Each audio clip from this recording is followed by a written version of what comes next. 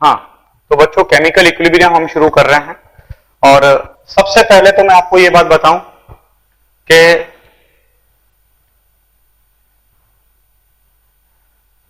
Chemical equilibrium पर आने से पहले, डायरेक्टली केमिकल इक्विलिब्रियम पर आने से पहले फर्स्ट ऑफ ऑल हम ये बात को जानेंगे कि इक्विलिब्रियम क्या होता है। मतलब इक्विलिब्रियम से मतलब यह हुआ कि एक ऐसी अवस्था, एक ऐसी स्टेट जो कि एक पर्टिकुलर कंडीशन पर अचीव होती है, जो एक पर्टिकुलर कंडीशन से मतलब है कि वो टेम्परेचर की कंडीशन हो सकती है, वो प्रेशर की कंडीशन हो सकती है, और once the equilibrium is attained then the concentration or the composition or the pressure of the system does not changes। एक बार अगर इक्विलिब्रियम जब अटेंड हो जाता है तो उसके बाद उसमें जो हमारा सिस्टम है उस सिस्टम के अंदर परिवर्तन नहीं आता है। परिवर्तन कॉन्सेंट्रेशन का नहीं होता है, परिवर्तन प्रेशर का नहीं होता है, परिवर्तन मोल्स का नहीं होता है। तो जैसे मैं छोटा सा आपको एग्जांपल दे रहा हूं कि किसी क्लोज्ड वेसल में, अभी जो मैं केस बता रहा हूं आपको, डायरेक्टली हम केमिकल इक्विलिब्रियम पर नहीं आ रहे हैं, अभी जो मैं केस आपके सामने बता रहा हूं that is the case of the physical equilibrium.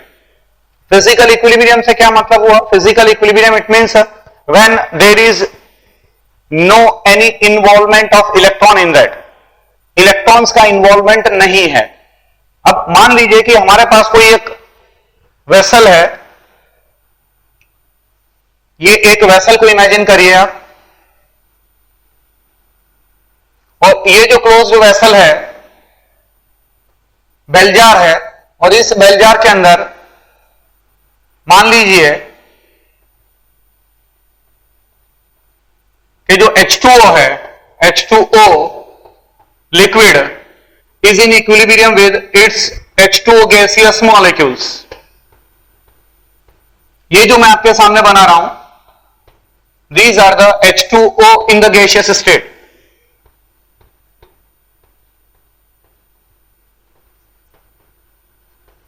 ये रिएक्शन इक्विलिब्रियम में है। इक्विलिब्रियम से क्या मतलब है? यहां पर जो इक्विलिब्रियम का मतलब है, ये जो डायग्राम आपके सामने बना हुआ है बोर्ड पर, तो उसमें जो है आप देख सकते हैं कि ये जो H2O लिक्विड है वो H2O गैसियस के इक्विलिब्रियम के अंदर है। इक्विलिब्रियम से मतलब है कि the rate of evaporation is equal to the rate of condensation. जो रेट ऑफ इवापोरेशन है वो रेट ऑफ कंडेंसेशन के बराबर है। इसका मतलब जितने H2O के लिक्विड के जो मॉलिक्यूल्स हैं, जितने वो गैस में जा रहे हैं, उतने ही गैसियस मॉलिक्यूल्स आपस में कंबाइन करके लिक्विड में कन्वर्ट हो रहे हैं। The H2O liquid is in equilibrium with H2O gas. ये जो केस है आपके सामने, ये जो पर्टिकुलर केस मैंने आपके सामने लिया है, इसमें ये this is the case of physical equilibrium. ये जो आपके सामने केस है ये फिजिकल इक्विलिब्रियम का केस है। It is the case of physical equilibrium, क्योंकि यहां पर किसी भी तरीके से जो इलेक्ट्रॉन्स है वो इलेक्ट्रॉन्स का इन्वॉल्वमेंट नहीं है, जस्ट फिजिकल स्टेट में चेंज आ रहा है। यहां पर भी H2O फॉर्म में है, यहां पर भी H2O फॉर्म में है, बट उसकी जो स्टेट है वो बदल गई है। स्टेट मतलब यहां पर जो लिक्विड है वो गैस में जा रहा है, और ये इक्विलिब्रियम में है। Remember one thing, that one important thing about the equilibrium is that the vessel should be closed. जैसे यहां पर ये क्लोज्ड वेसल है, ये आपके सामने एक क्लोज्ड वेसल है। इस क्लोज्ड वेसल के अंदर जो H2O लिक्विड और जो H2O गैस है, ये दोनों एक दूसरे के इक्विलिब्रियम के अंदर है। अब एक बार जब इक्विलिब्रियम आ जाएगा, तो once the equilibrium is attained, तब ये जो प्रेशर है, मैंने आपको क्या बोला था स्टार्टिंग के अंदर, मैंने आपको ये बात बताई थी कि जब इक्विलिब्रियम आ जाता है, once the equilibrium is attained, तो जो पैरामीटर्स हैं, जो बड़े बड़े पैरामीटर्स हैं, जैसे कि प्रेशर हुआ, टेम्परेचर हुआ, कॉम्पोजिशन हुआ, इसमें किसी भी तरह का कोई परिवर्तन नहीं आता है। तो यहां पर भी H2O गैस एक बार जब ये फिजिकल इक्विलिब्रियम एस्टेब्लिश हो जाएगा किसी एक पर्टिकुलर टेम्परेचर के ऊपर, किसी एक पर्टिकुलर टेम्परेचर के ऊपर जब ये फिजिकल इक्विलिब्रियम एक बार एस्टेब्लिश हो जाएगा, तो जो प्रेशर है H2O का, जो प्रेशर है H2O गैस का जो प्रेशर है, उसमें किसी तरह का कोई परिवर्तन नहीं आएगा, किसी भी तरह का कोई परिवर्तन नहीं आएगा। इसका मतलब यह नहीं हुआ, इसका मतलब यह नहीं हुआ कि रिएक्शन जो है, जो आपका रिएक्शन है वो रिएक्शन स्टॉप हो गई है, जो फिजिकल रिएक्शन है वो आपकी स्टॉप हो गई है। राइट, ये बात कहना बिल्कुल गलत है। क्यों? क्योंकि एक्चुअली इक्विलिब्रियम जो होता है वो इक्विलिब्रियम अपने आप में एक डायनामिक प्रोसेस माना जाता है। Equilibrium is considered to be a dynamic process.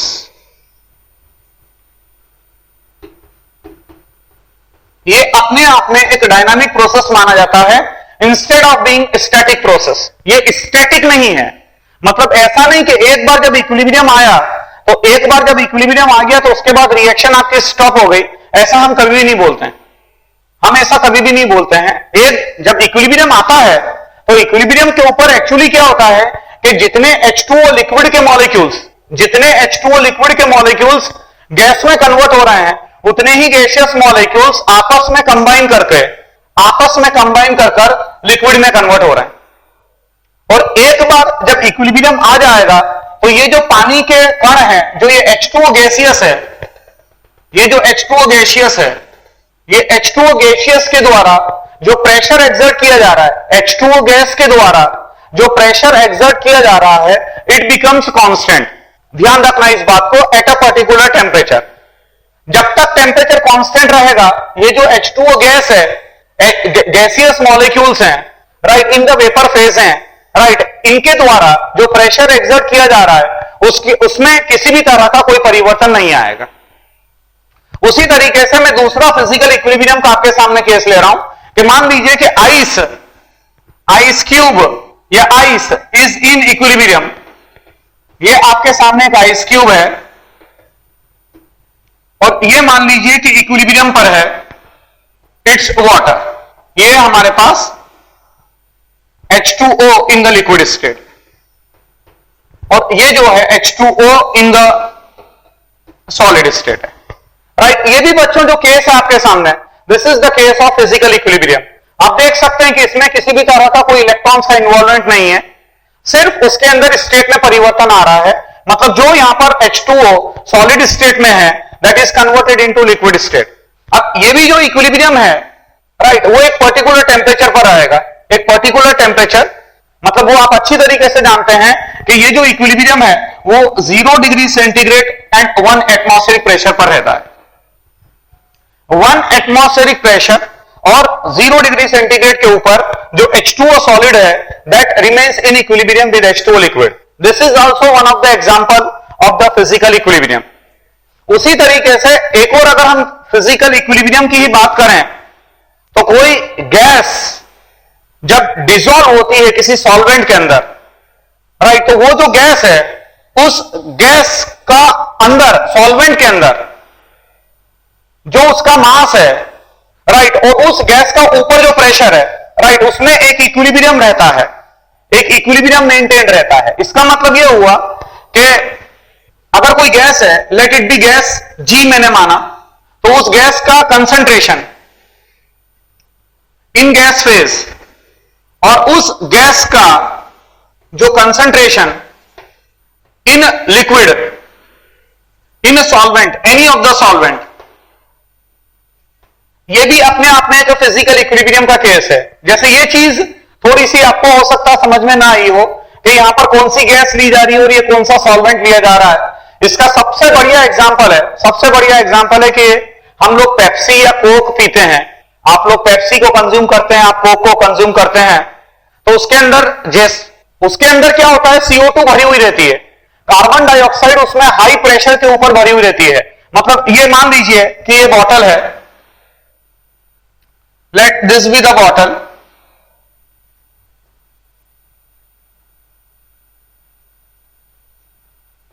ये जो बॉटल है आपके सामने, इसमें आपने देखा होगा कि जो सॉल्यूशन होता है वो एक सर्टेन लेवल तक भरा रहता है। ये आपका CO2 जो है, ये बोतल है, पेप्सी की बोतल, कोक की बोतल, इसके अंदर कार्बन डाइऑक्साइड हाई प्रेशर के ऊपर भरी हुई रहती है। तो इसमें जो CO2 है, जो कार्बन डाइऑक्साइड है, सॉल्वेंट कौन सा है यहां पर? यहां पर जो सॉल्वेंट है वो वाटर है। H2O जो लिक्विड है वो अपने आप में सॉल्वेंट की तरह काम करेगा, और वाटर के अंदर जो CO2 है वो घुली हुई रहती है। इसका मतलब ये हुआ कि गैस जो है वो सॉल्वेंट में घुली हुई है, और ये जो गैस है उस गैस का यहां पर कॉन्सेंट्रेशन है। जो CO2 है वो इस लिक्विड के अंदर H2O के अंदर घुली हुई रहती है, ऊपर एक थोड़ी स्पेस खाली रहती है। कभी भी ऐसा नहीं होगा कि जो सॉल्यूशन है वो टॉप के ऊपर भरा रहेगा, राइट, एक सर्टेन स्पेस उस पर खाली रहती है। और यहां पर जो है वो CO2 गैसियस स्टेट में है, यहां पर CO2 एक्वस फेज में है, और यहां पर कार्बन डाइऑक्साइड जो है वो गैस फेज के अंदर है। तो ये जो कार्बन डाइऑक्साइड जो ऊपर है और यहां जो CO2 एक्वस है, राइट, उसके बीच में एक इक्विलिब्रियम का सेटअप होता है, एक इक्विलिब्रियम सेटअप रहता है जब तक ये ढक्कन लगा हुआ है, राइट। तो जो CO2 घुली हुई है वो एक सर्टेन प्रेशर पर रहती है, मतलब सर्टेन प्रेशर के साथ एक इक्विलिब्रियम में रहती है। जैसे ही आप इस ढक्कन को खोलते हैं, तो जैसे आप ढक्कन को ओपन करेंगे तो ये जो CO2 है, ऊपर जो प्रेशर है वो CO2 का एकदम से कम हो जाएगा, और जब CO2 का प्रेशर एकदम से कम होगा तो अंदर जो CO2 गैस घुली हुई थी, मतलब अब वो एक्वस में है, राइट, उसका भी कंसंट्रेशन कम हो जाएगा। मतलब ये जो CO2 है, इस CO2 का इस सॉल्वेंट के अंदर जो कंसंट्रेशन है, that is directly proportional to the pressure of the gas above this solution.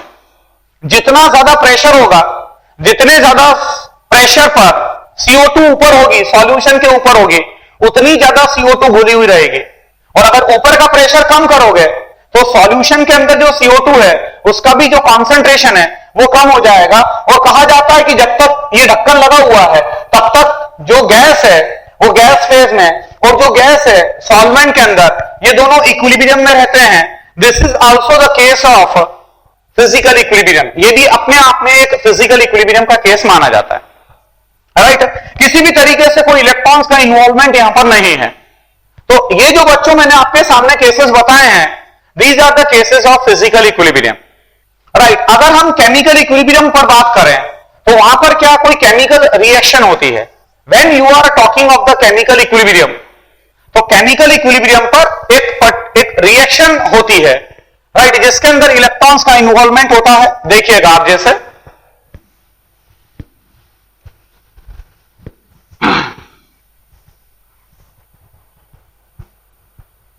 अब जैसे कि मैं एक छोटी सी रिएक्शन आपके सामने ले रहा हूं, chemical reaction N2O4 gaseous is in equilibrium with NO2 gaseous। जो N2O4 है that is in equilibrium with the NO2 gaseous, right. अब साफ साफ पता चल रहा है कि इसमें बॉन्ड का टूटना हो रहा है। जो पिछले मैंने 3 केसेस आपके सामने बताए थे, उन तीनों केसेस के अंदर किसी भी तरह का बॉन्ड का टूटना नहीं हो रहा था एज सच, राइट। कोई केमिकल बॉन्ड का टूटना नहीं हो रहा था, यहां पर केमिकल बॉन्ड का टूटना हो रहा है। जो N2O4 है, that N2O4 is in equilibrium with the NO2, right, and this is the case of chemical equilibrium reaction। ये अपने आप में एक केमिकल रिएक्शन है जो इक्विलिब्रियम को अटेंड कर चुकी है, राइट। अब जब इक्विलिब्रियम आ चुका है तो जिस समय इक्विलिब्रियम आ जाएगा उस समय हम ये बोलेंगे कि the rate of forward reaction is equal to the rate of backward reaction. ये at equilibrium, at equilibrium we will say that the rate of forward reaction is equal to the rate of backward reaction। मतलब क्या मतलब इस चीज का, the rate of forward reaction is equal to the rate of backward reaction? इसका मतलब यह हुआ कि जितनी रिएक्शन फॉरवर्ड डायरेक्शन में जा रही है, राइट, उतनी ही रिएक्शन बैकवर्ड डायरेक्शन में भी जाएगी। क्या मतलब इस चीज का कि अगर मान लीजिए कि ये रिएक्शन इक्विलिब्रियम में आ चुकी है, तो जिस समय ये रिएक्शन इक्विलिब्रियम में आ चुकी होगी उस वक्त अगर मान लो कि N2O4 के 0.1 मोल टूटते हैं, तो अगर इसके 0.1 मोल टूटेंगे, मोल यहां पर बैठा हुआ हर बच्चे को मोल कॉन्सेप्ट मैंने ही हल्के फुल्के लेवल पर पढ़ाया था, राइट। तो उसके अंदर मोल क्या है वो हर बच्चा अच्छी तरीके से जानता है। तो जब N2O4 के 0.1 मोल टूटेंगे, तो जब N2O4 के 0.1 मोल टूटेंगे तो साइमल्टेनियसली 0.1 मोल का इसका फॉर्मेशन भी हो जाएगा।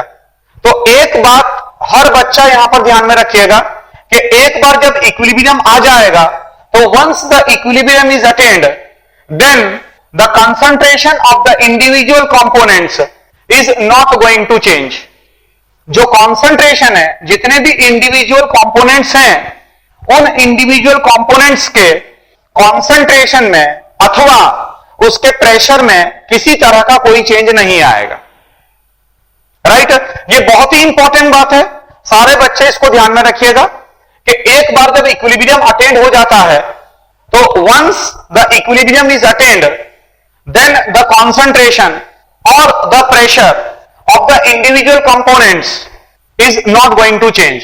उसमें कोई किसी तरह का कोई परिवर्तन नहीं आएगा। क्या मतलब इस चीज का कि मान लीजिए कि इक्विलिब्रियम आ जाए, इक्विलिब्रियम आ चुका है। अब जब इक्विलिब्रियम आ गया तो N2O4 का कंसंट्रेशन है मान लो x मोल पर लीटर और NO2 का कंसंट्रेशन है y मोल पर लीटर।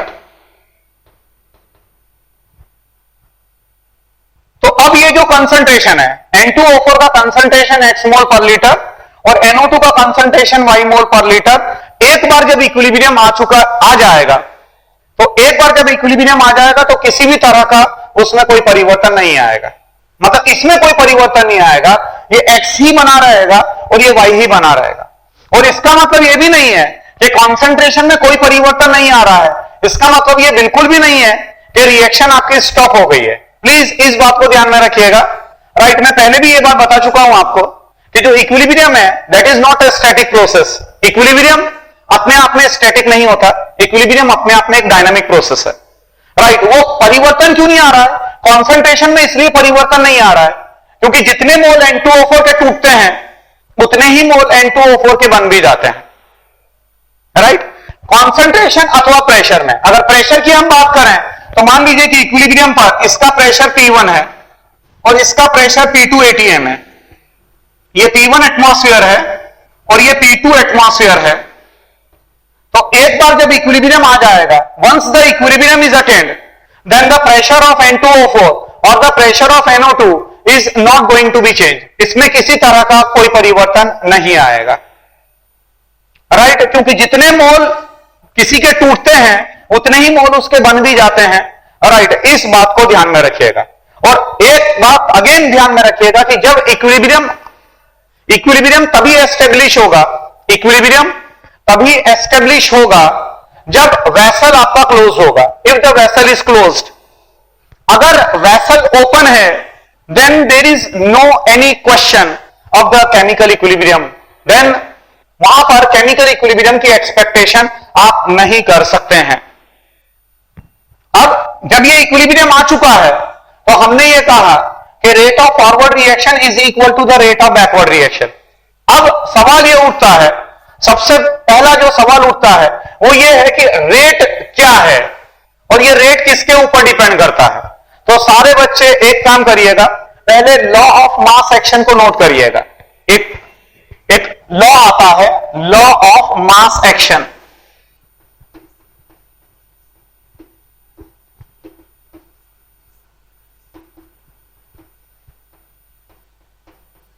जिसको आप लोग कहते हैं LMA। It was given by Guldberg and Wahge.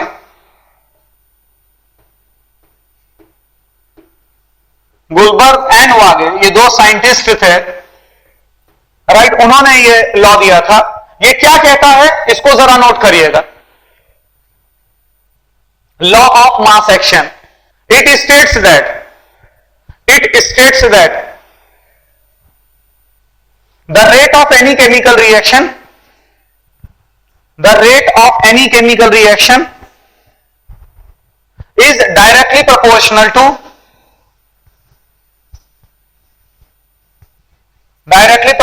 to its product of the concentration of the reactant, product of the concentration of the reactant raised to the power of its stoichiometric coefficient, raised to the power of its stoichiometric coefficient, stoichiometric coefficient,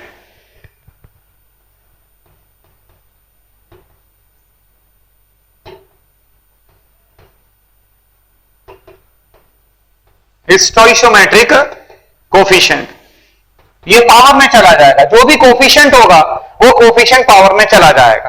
फिर से एक बार मैं repeat कर दूं, law of mass action, it states that the rate of any chemical reaction is directly proportional to the product of the concentration of the reactant raised to the power of its stoichiometric coefficient. मतलब जो भी coefficient होगा वो coefficient power के अंदर चला जाएगा। अब क्या मतलब इस चीज का, मान लीजिए अब जैसे यहां पर था rate of forward reaction is equal to rate of backward reaction. एक काम करते हैं अपन, कोई हाइपोथेटिकल रिएक्शन में एज्यूम करता हूं, let it be A gaseous plus B gaseous is in equilibrium with C gaseous plus D gaseous. ये आपके सामने एक होमोजीनस इक्विलिब्रियम रिएक्शन है। आप बोलेंगे सर होमोजीनस का क्या मतलब? होमोजीनियस मतलब all the components are in the same phase, सभी कंपोनेंट्स जो हैं वो सेम फेज के अंदर प्रेजेंट है, राइट। ये भी gaseous gaseous gaseous and gaseous. अब ये जो आपके सामने एक हाइपोथेटिकल रिएक्शन हमने सेट करी है, इसमें जो रेट ऑफ फॉरवर्ड रिएक्शन होगा अगर हम गुलबर्ग एंड वागे के हिसाब से बात करें तो rate of forward reaction is directly proportional to the product of the concentration of the reactant, is directly proportional to the product of the concentration of the reactants.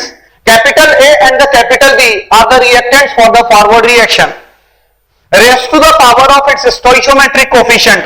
मतलब ये जो स्मॉल a है और ये जो स्मॉल b है वो power के अंदर चला जाएगा, मतलब यहां ये पावर में a और यहां पर पावर में b चला गया। और ये सारे बच्चे इस बात को ध्यान में रखिएगा कि ये जो स्क्वायर ब्रैकेट होता है, this square bracket represents the concentration of that particular component in mole per liter। सारे बच्चे इस बात को ध्यान में रखिएगा कि ये जो स्क्वायर ब्रैकेट है, this represents the concentration of that particular component in mole per liter। मतलब मोलैरिटी के अंदर कॉन्सेंट्रेशन को रिप्रेजेंट करता है, राइट। तो ये जो रिएक्शन थी आपकी, इसका rate of forward reaction it is directly proportional to the concentration of A to the power small a and B to the power small b. अगर ये प्रोपोर्शनलिटी का साइन आप हटाते हैं तो यहां पर ये हो जाएगा R F is equal to K F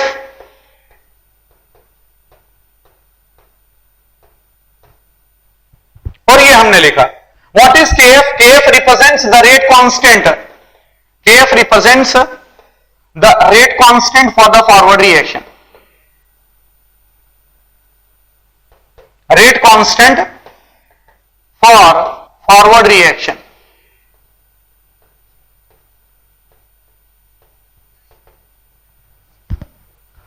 rate constant for the forward reaction, right. उसी तरीके से अगर हम बैकवर्ड रिएक्शन के लिए बात करेंगे तो बैकवर्ड रिएक्शन के लिए मैं बोलूंगा rate of backward reaction it is directly proportional to the concentration of C to the power small c and the concentration of D to the power small d. अगर हम बैकवर्ड रिएक्शन के हिसाब से बात करेंगे तो बैकवर्ड रिएक्शन के हिसाब से जो कैपिटल सी और कैपिटल डी है वो अपने आप में रिएक्टेंट की तरह काम करेंगे,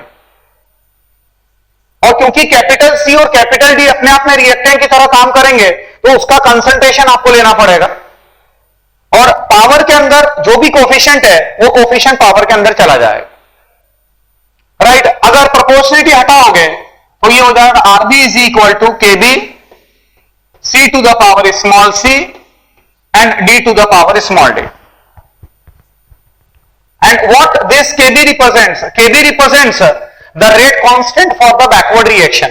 ये जो आपका Kb है, ये Kb अपने आप में कांस्टेंट है, राइट, जिसको कहते हैं rate constant for the backward reaction. सारे बच्चे इस बात को ध्यान में रखिएगा कि मैं रेट कांस्टेंट बोल रहा हूं, मैं इसको इक्विलिब्रियम कांस्टेंट नहीं बोल रहा हूं. Right, Kb represents the rate constant for the backward reaction. अब अगेन जिस समय इक्विलिब्रियम आता है,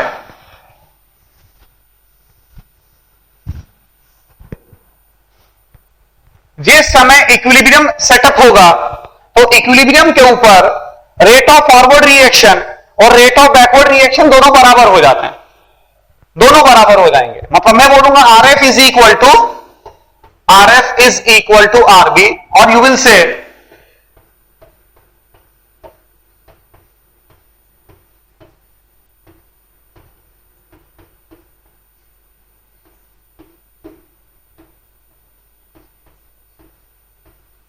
ये आपने लिख दिया. अब एक काम करिए, ये Kb वाला जो है, ये Kb की टर्म यहां पर लाइए और ये जो पूरी टर्म है, इस पूरी टर्म को आप यहां पर ले जाइए, राइट, और इसको यहां पर ले आइए. इट मींस ये हो जाएगा मेरा Kf upon Kb is equal to C to the power small c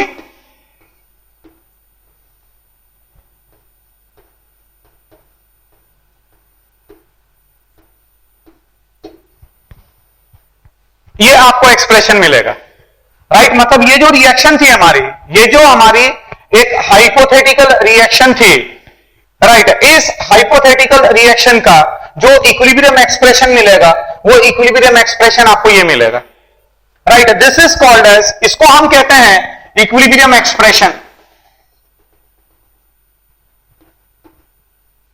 equilibrium expression,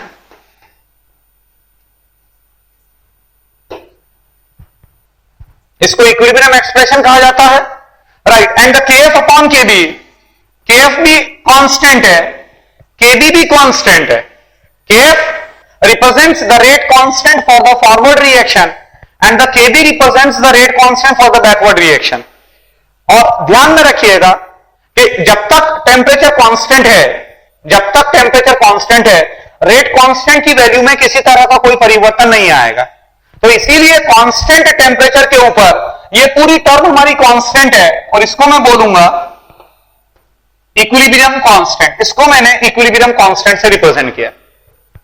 मतलब ये आपको पहला फार्मूला भी मिल चुका है कि equilibrium constant is equal to the rate constant for the forward reaction upon the rate constant for the backward reaction.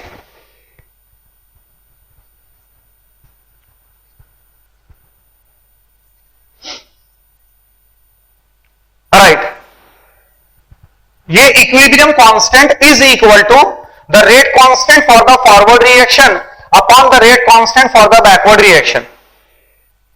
और ये पूरा के पूरा हमारा इक्विलिब्रियम एक्सप्रेशन है. तो सारे बच्चे इस बात को ध्यान में रखिएगा कि जब भी आप इक्विलिब्रियम एक्सप्रेशन लिखेंगे, तो जब भी आप इक्विलिब्रियम एक्सप्रेशन को लिखेंगे, तो जो भी प्रोडक्ट साइड पर है उसको न्यूमरेटर में रखा जाएगा. जैसे ये आपका प्रोडक्ट था, तो ये इसको आपने न्यूमरेटर में रखा, उसके कंसंट्रेशन को आपने न्यूमरेटर में रखा, और जो भी आपका रिएक्टेंट है उसको आप डिनोमिनेटर के अंदर पुट करेंगे, राइट. ये सारे होमोजीनस, ये मैं जो केस अभी ले रहा था, ये होमोजीनस इक्विलिब्रियम का केस था. तो ये आपने देखा कि how to write the equilibrium expression, right.